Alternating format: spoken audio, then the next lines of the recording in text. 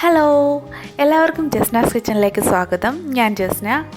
ഇന്ന് ഞാൻ വന്നിരിക്കുന്നത് ഒരു കിടിലൻ ചിക്കൻ റെസിപ്പിയുമായാണ്. ഇത് ശരിക്കും നമുക്ക് അപ്പത്തിൻ്റെ കൂട്ടത്തിലും ചോറിൻ്റെ കൂട്ടത്തിലും ചപ്പാത്തിയുടെ കൂട്ടത്തിലും സെർവ് ചെയ്യാം. അപ്പോൾ നമ്മുടെ ചിക്കൻ വരട്ടിയത് എങ്ങനെയാണ് തയ്യാറാക്കുന്നതെന്ന് നോക്കാം. ഈ ചിക്കൻ വരട്ടിയതിന് ഞാനിവിടെ എടുത്തിരിക്കുന്നത് മഞ്ഞൾപ്പൊടിയൊക്കെ തേച്ചൊന്ന് ഹീറ്റാക്കിയ 1 കിലോ ഉള്ളൊരു ചിക്കനാണ്. ആദ്യം തന്നെ നമുക്ക് ഇതൊന്ന് മുറിച്ചെടുക്കാം.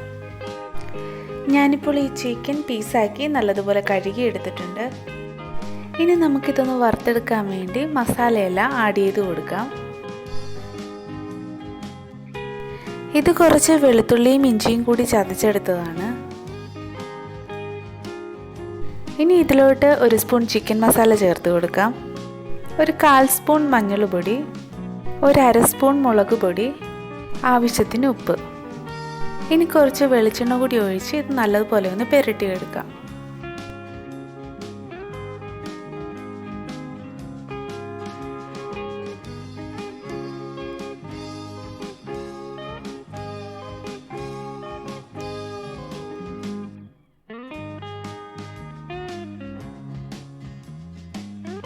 ഇതിനുശേഷം ഇതൊരു അരമണിക്കൂർ മൂടി വെക്കണം.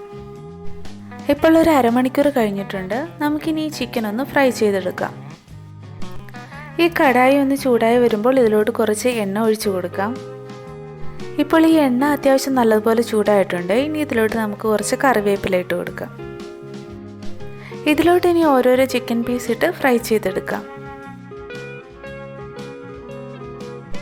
ഞാനിപ്പോൾ ചിക്കൻ എല്ലാം നല്ലതുപോലെ ഫ്രൈ ചെയ്തെടുത്തിട്ടുണ്ട്. ഇനി നമുക്ക് ഈ ചിക്കൻ എങ്ങനെയാണ് വരട്ടുന്നതെന്ന് നോക്കാം. അതിനായി ഞാൻ എടുത്തിരിക്കുന്നത് ഒരു 3 വലിയ സവോള അരിഞ്ഞത്, പിന്നെ ഒരു 3 പച്ചമുളക് അരിഞ്ഞത്, കുറച്ച് ഇഞ്ചി അരിഞ്ഞത്, കുറച്ച് വെളുത്തുള്ളി, കുറച്ച് കറിവേപ്പില, പിന്നെ ഒരു പഴുത്ത തക്കാളി അരിഞ്ഞത്. ഇത്രയും സാധനമാണ്.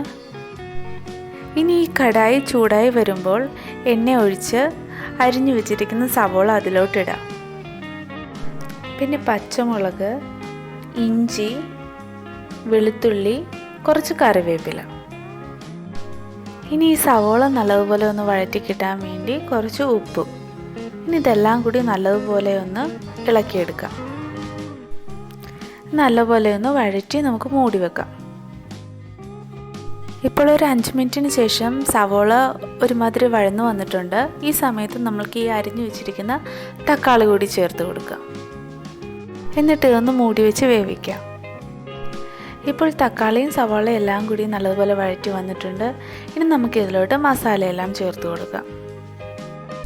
1/4 സ്പൂൺ മഞ്ഞൾപ്പൊടി, 1 സ്പൂൺ മുളക് പൊടി, 1.5 സ്പൂൺ മല്ലിപ്പൊടി, 1.5 സ്പൂൺ മല്ലിപ്പൊടി, 1 സ്പൂൺ ചിക്കൻ മസാല.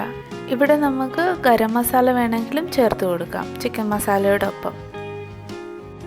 ഇനി ഇതെല്ലാം കൂടി നല്ലതുപോലെ ഒന്ന് വരട്ടിയെടുക്കാം. ഇനി ഇതിലോട്ട് കുറച്ചുകൂടി വെളിച്ചെണ്ണ ഒഴിച്ചു കൊടുക്കാം. പിന്നെ ഉപ്പ് പോരെങ്കിൽ കുറച്ചുകൂടി ഉപ്പ് കൂടി ഇട്ട് നല്ലപോലെ ഒന്ന് വഴറ്റിയെടുക്കാം. ഇതിൻ്റെ ഈ പൊടിയുടെയൊക്കെ പച്ചമണം മാറുന്നത് വരെ നല്ലപോലെ വഴറ്റിയെടുക്കണം. ഇതിന് ശേഷം നമുക്ക് ഈ എടുത്ത് വെച്ചിരിക്കുന്ന ചിക്കൻ അതിലോട്ട് ഇട്ട് കൊടുക്കാം.